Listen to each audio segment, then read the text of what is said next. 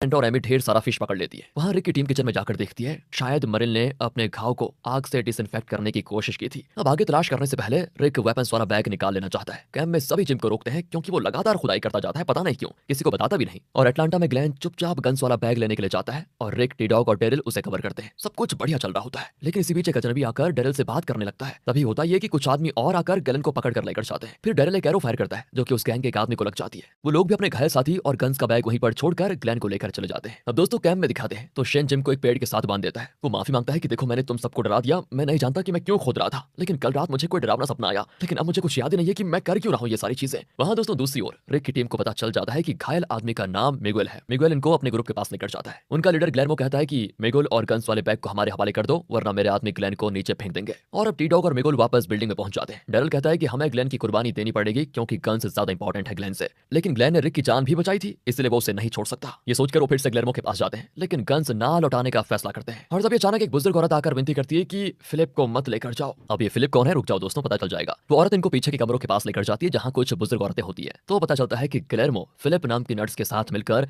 इन बुजुर्गों को ज़ॉम्बीज और दूसरे डाकुओं से बचा रहे हैं। लगता है बढ़िया लोग हैं यार ये। अब इनका मिशन देखकर रिक उन्हें अपने आधे वेपन्स दे देता है। फिर जब वो रेल रोड पर पहुंचते हैं तो उनका वैन वहां से गायब हो जाता है। पता नहीं कौन ले गया, लगता है मैरल ले गया होगा वैन को। फिर वो पैदल ही चलकर कैंप में लौट आते हैं। तो वहां पर एंड्रिया डेल से एक पेपर रैपर मांगती है ताकि वो अपना मरमेड नेकलेस संभाल कर रख पाए। वो इसे एमी को उसके बर्थडे पर गिफ्ट करना चाहती है। दूसरी ओर दोस्तों शेन जिम को खोल देता है और बच्चों के साथ मिलकर फिश की क्लीनिंग करता है। शाम को सभी फ्रेंड फिश एंजॉय करते हैं। अब करॉल एड के टेंट में जाती है, लेकिन वो किसी भी सेलिब्रेशन में भाग नहीं लेना चाहता। कैंप फायर में डेल कहता है कि टाइम को ट्रैक करने के लिए मैं रोज अपने वॉच को वाइंड करता रहता हूँ। अब ये बात कर ही रहे होते हैं कि इसी बीच होता यह है एड को एक ज़ॉम्बी अटैक कर जाती है। दूसरा ज़ॉम्बी तो एमी का हाथ चबा जाता है। अब वहां पर बिल्कुल हलचल मचाती है, लेकिन सभी मिलकर ज़ॉम्बीज़ अटैक को मैनेज कर लेते हैं। एंड्रिया अपनी बहन की लाश पर रोने लग जाती है। तब जिम बताता है कि शायद मुझे सपना आया था कि कई लोगों की मौत होने वाली है और इसी वजह से मैं सारा दिन कब्र खोद रहा था। अगले सुबह रिक मॉर्गन को वॉकी टॉकी पर कांटेक्ट करके बताता है कि अटलांटा सिटी अब ज़ॉम्बीज़ का राज्य बन चुका है, इसलिए तुम अटलांटा से दूर रहना प्लीज। एंड्रा एमी की लाश के पास बैठकर बहुत ज्यादा रो रही होती है। तब लॉरी उसे दिलासा देती है कि देखो अपने आप को संभालो। दूसरी ओर ग्लेन और टी-डॉग लाशों को जला रहे होते हैं और रिक तो एंड्रिया से बात करने की कोशिश करता है पर वो उस पर गन दान देती है। फिर उसे घबराकर दूर जाना पड़ता है। अब आगे डेरिल कहता है कि हमें जल्द से जल्द एमी को डिस्पोज करना होगा वरना वो किसी भी वक्त ज़ॉम्बी बनकर हम पर अटैक कर देगी। लेकिन वो एंड्रिया को शोक मनाने का वक्त देना चाहते हैं क्योंकि उसे बहुत दुख हो रहा होता है। मॉरल्स और डेरिल एक लाश को फिर आग में डालने चाहते हैं, लेकिन ग्लेन कहता है कि इन्हें दफनाना होगा। फिर जैक्वी नाम की औरत और जिम मिलकर लाशों को इकट्ठा करते हैं। तभी जैक्वी जिम की शर्ट पर खून देखकर उससे सवाल करती है, पर वो कहता है कि ये खून ये तो लाशों को उठाते वक्त लग गया था। लेकिन जब जैक्वी को सच पता चलता है तो जिम कहता है कि प्लीज प्लीज किसी को मत बताओ, पर जैक्वी तो घबराकर सबको बता देती है। इतने में जिम बेलचा उठा लेता है। टी-डॉग तो उसको पीछे से पकड़ लेता है और डेरिल उसकी शर्ट उतार कर देखता है। ओहो, तो उसके पेट में ज़ॉम्बी बाइट का निशान होता है। अब सभी सोचने लग जाते हैं कि अब इसका क्या किया जाए, पर रिक उसे मारने से साफ इनकार कर देता है। वो कहता है कि देखो हम